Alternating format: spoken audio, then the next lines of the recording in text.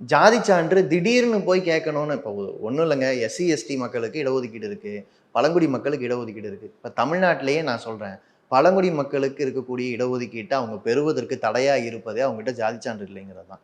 ஏன்னா அவங்க படிச்சு 10ஆம் கிளாஸ் முடிச்சு 11ஆம் கிளாஸ் என்டர் ஆகும்போது தான் பெரும்பாலானவங்களுக்கு தெரியுது ஜாதி சான்று இருந்தால் தான் நம்ம இடஒதுக்கீடு உரிமையை அமுல்படுத்த முடியும். அப்புறம் போய் ஜாதி சான்று கேட்டால் உனக்கு தரமாட்டேன்றாங்க. வாங்க முடியாது அவ்வளோ ஈஸியாக. எஸ்சி எஸ்டி சான்று வாங்குறது அவ்வளோ ஈஸி கிடையாது.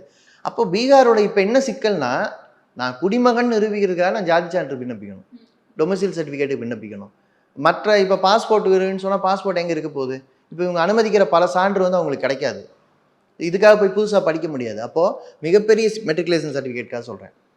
அப்போ இப்போ யார் தலித் மக்களோ, யார் பழங்குடி மக்களோ, யார் நிலமற்றவர்களோ, அதில் யாதவர்கள் இருக்கலாம், இஸ்லாமியர்கள் இருக்கலாம், அவங்க தான் வந்து இந்த சர்டிஃபிகேட்ஸை ப்ரொவைட் பண்ண முடியாது. Okay okay. அப்போ இந்த சர்டிஃபிகேட் கொடுக்க முடியாதவங்களை வந்து எந்த கிரவுண்ட்ஸில் இவங்க நிராகரிக்க போகிறாங்கன்னா, சான்று இல்லைங்கிற கிரவுண்ட்ஸ் இல்லை, இவங்களால சிட்டிசன்ஷிப் ப்ரூவ் பண்ண முடியலைங்கிறது தான்.